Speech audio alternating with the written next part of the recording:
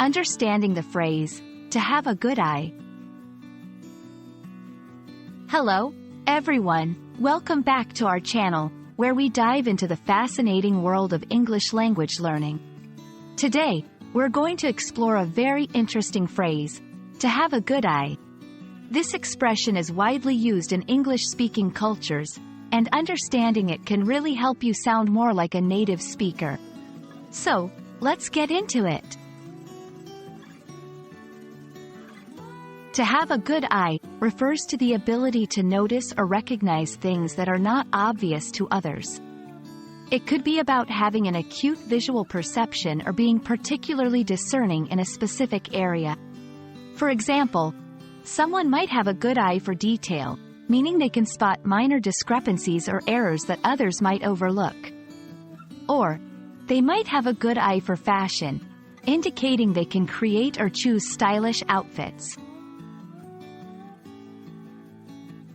Let's look at how this phrase can be used in various contexts. Art and photography. She has a good eye for photography means she can capture stunning images, often seeing potential in scenes others might not notice. Business and investment. Saying, he has a good eye for investment opportunities, suggests he can identify profitable ventures before they become obvious to the market. Daily life. If someone says, you have a good eye for bargains, they mean you're skilled at finding high-quality items at low prices. To incorporate, to have a good eye, into your conversations, focus on the context.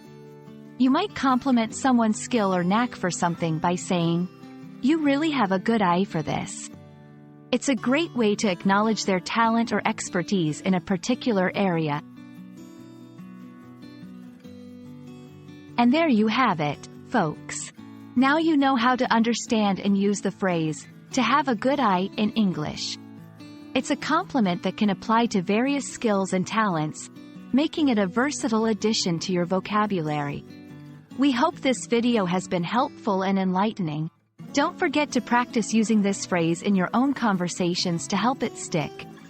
Thanks for watching, and see you in our next video.